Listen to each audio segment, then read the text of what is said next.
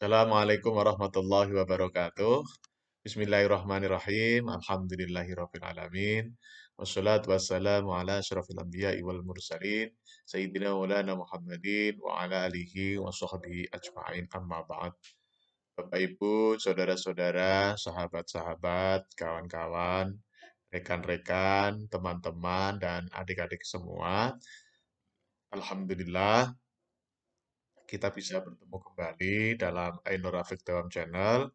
Untuk edisi yang ke-110 ini, kita ingin membahas terkait dengan istilah dalalah atau dalil atau apapun yang bersumber dari kata-kata dalla, dalun, dari kata dalun.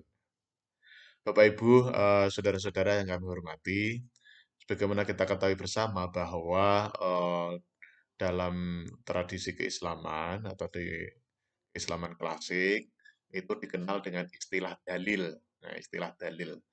Nah, sering kita ketika kita mempertahankan sesuatu, ketika kita ingin menjelaskan sesuatu, apalagi yang terkait dengan hukum fikih, nah, itu biasanya ditanya dalilnya apa, dalilnya itu apa. Nah, kata-kata dalil ini nanti akan kita lihat dari beberapa konteks. Ya, konteks yang pertama terkait dengan dari segi bahasa, kemudian yang kedua kita akan masuk ke dunia ilmu mantik ya, Bapak Ibu ya. Yang pertama dari segi bahasa, jadi kata dalilun itu memang sumbernya dari kata dalla yadullu, dalan ya. Dalla yadullu dalan ya. Ya, mungkin kalau orang Jawa dulu itu ada istilah dalan itu ya mungkin dari kata jalan itu ya, dalan itu. Tapi kita tidak berbicara itu.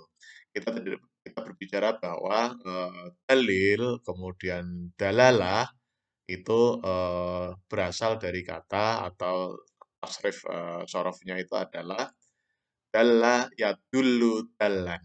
Nah, kemudian kalau kita lihat di sigot isim fa'ilnya itu adalah dalun atau dalu. Nah, dalun. Nah, kemudian kalau isim maf'ulnya itu madlulun. Nah, madlulun. Tapi nanti kita akan membahas itu kalau kita lihat terkait dengan artinya. Jadi dalla itu menunjuk, ya, menunjuk. Ya. Dalla itu menunjuk, ya. Menunjuk. Kemudian kalau dalun itu namanya yang menunjuk. Nah, yang menunjuk.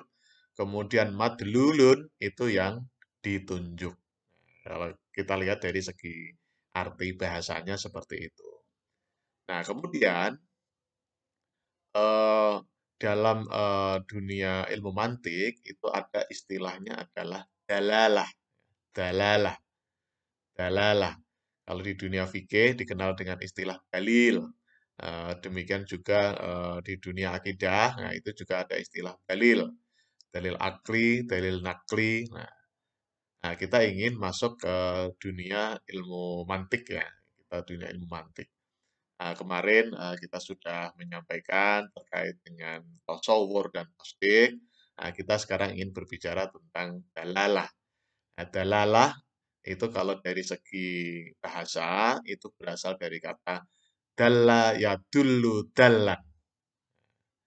Nah, ketika kita berbicara tentang dalalah, maka kita berbicara tentang yang menunjuk dan yang ditunjuk. Ya, yang menunjuk dan yang ditunjuk. Nah, dalalah itu kalau di ilmu mantik itu yang dipakai ya, yang dipakai oleh para ahli mantik, ya, ulama mantik itu adalah yang dalalah lafziyah. Ya, jadi dalalah lafziyah.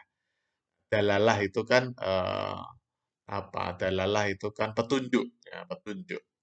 Petunjuk, kemudian kalau disambung dengan istilah lafziyah, itu menjadi petunjuk lafal atau petunjuk yang bersifat lafal. Yang bersifat lafal. Nah, memang di dalam ilmu mantik itu ada dua istilah dalalah. Jadi dalalah itu adalah fahmu amrin min amrin akhor. Jadi memahami sesuatu dengan sesuatu yang lain. Nah, jadi kita memahami sesuatu dengan sesuatu yang lain itu namanya adalah dalalah, ya. Fahmu amrin bi amrin akhor. Jadi memahami sesuatu dengan sesuatu yang lain, eh, sesuatu yang menunjukkan kepada sesuatu yang ditunjukkan. Nah, itu namanya dalalah, ya, dalalah. Nah, dalalah itu dalam ilmu mantik, itu dikenal ada dua. Cuma memang yang dipakai itu adalah hanya satu ya. Yang pertama adalah dalalah lafziyah dan yang kedua adalah dalalah ghairu lafziyah. Dalalah lafziyah dan dalalah ghairu lafziyah. Cuma memang bagi ulama ilmu mantik, katakanlah ulama ilmu mantik yang lurus ya, yang lurus itu adalah hanya menggunakan dalalah lafziyah. Dalalah lafziyah. Nah, dalalah lafziyah itu adalah petunjuk yang bersifat lafal atau petunjuk dari sebuah lafal. Jadi misalnya ini, kata madrasatun, madrasah. Kata madrasah. Madrasah itu eh, eh, ada istilahnya adalu yang menunjuk, kemudian ada madlul. Nah, kalau madrasah, kalau madrasah itu misalnya kita melihat dari kata atau lafal madrasah, itu namanya adalah adalu, nah, yang menunjuk. Nah, kemudian kalau kita memahami madrasah, itu adalah sebuah bangunan yang berisi beberapa kelas, kemudian di situ ada proses belajar mengajar, ada gurunya, ada siswanya, ada santrinya, ada ruangannya, kemudian ada pelajaran yang disampaikan. Nah, pemahaman madrasah atau gambaran madrasah sebagaimana tadi yang kita sampaikan yaitu sebuah bangunan, kemudian di situ ada proses belajar mengajar, ada gurunya, ada siswanya, ada santrinya, kemudian ada materi belajarnya. Itulah yang kita kenal dengan istilah madlul, ya, madlul atau yang ditunjuk. Nah, dari kata madrasah itu adalah adalu atau yang menunjuk. Kemudian eh, sebuah gedung yang di dalamnya ada proses belajar mengajar, ada guru, ada siswa, kemudian ada yang disampaikan atau yang diajarkan.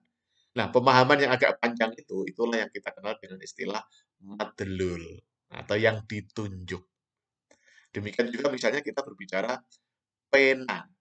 Pena.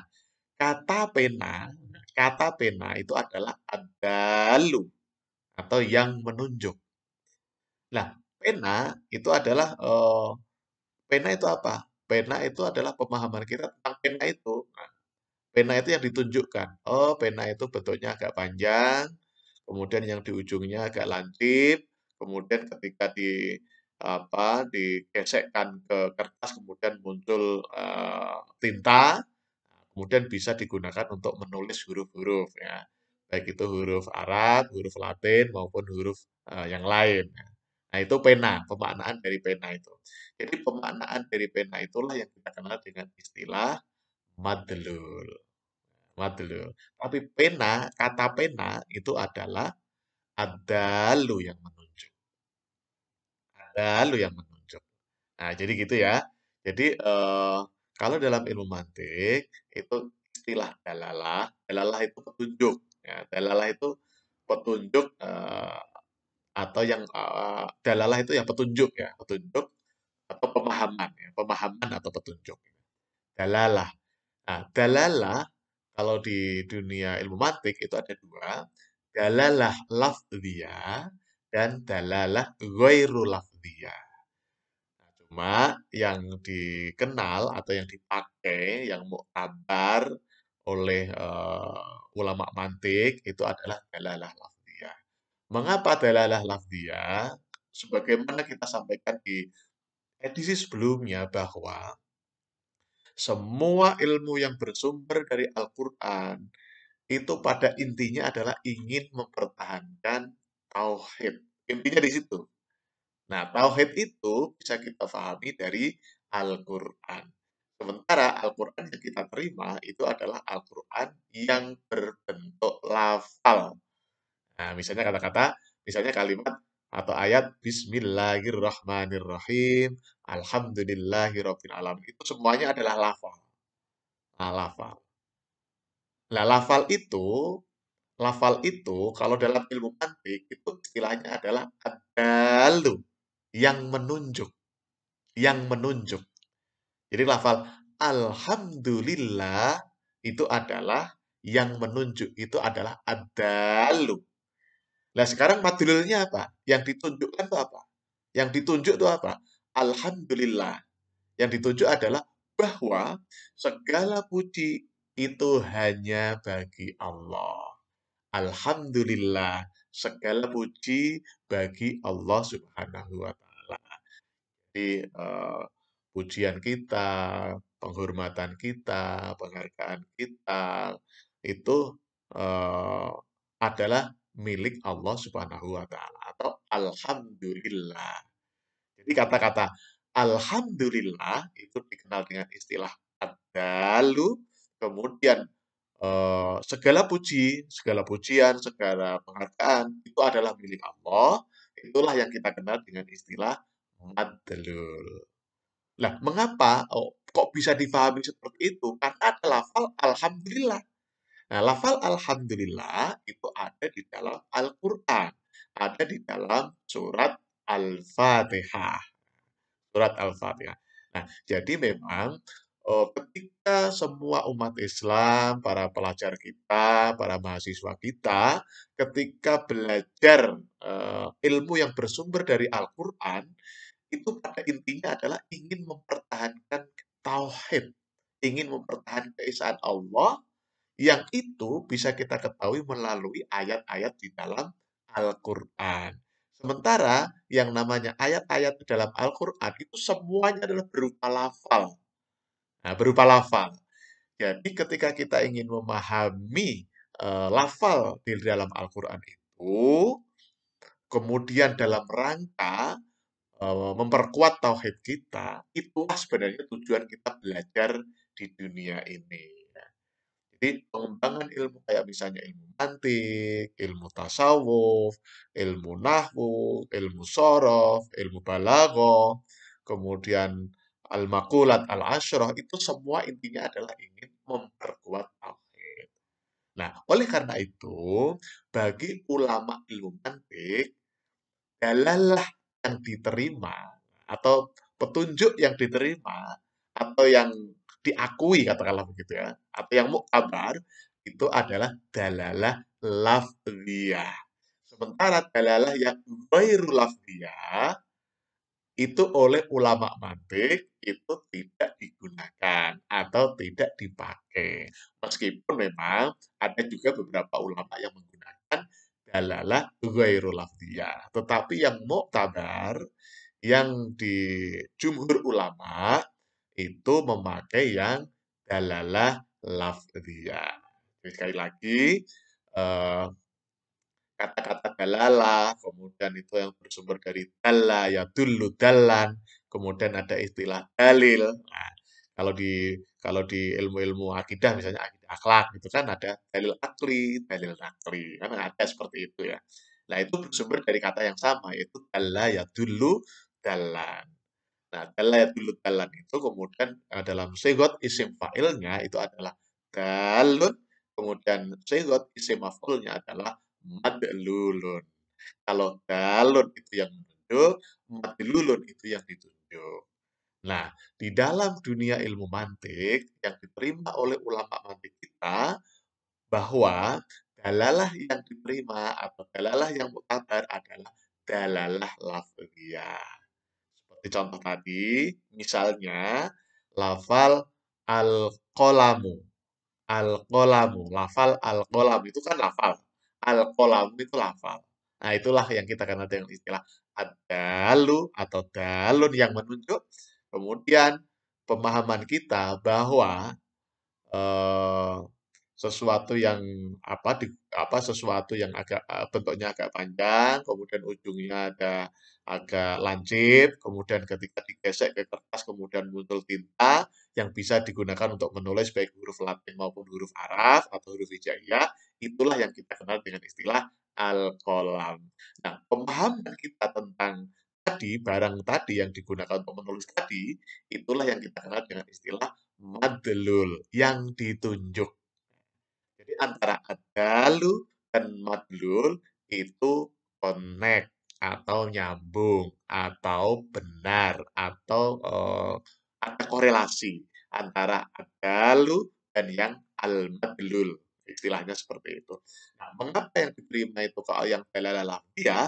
Karena sebenarnya sebagaimana kita sampaikan di beberapa forum bahwa pengembangan semua ilmu dalam keislaman itu pada intinya adalah ingin mempertahankan ketauhidan, ingin mempertahankan keesaan Allah Subhanahu wa taala, sementara sumber kitab suci kita itu adalah Al-Qur'an dan Al-Qur'an itu isinya adalah lafziyah semua atau lafal-lafal semua. Barangkali demikian. Terima kasih kita ucapkan tagline kita, sukses di dunia, bahagia di dunia. Sukses di akhirat, bahagia di akhirat. Amin, amin, amin. Terima kasih. Assalamualaikum warahmatullahi wabarakatuh.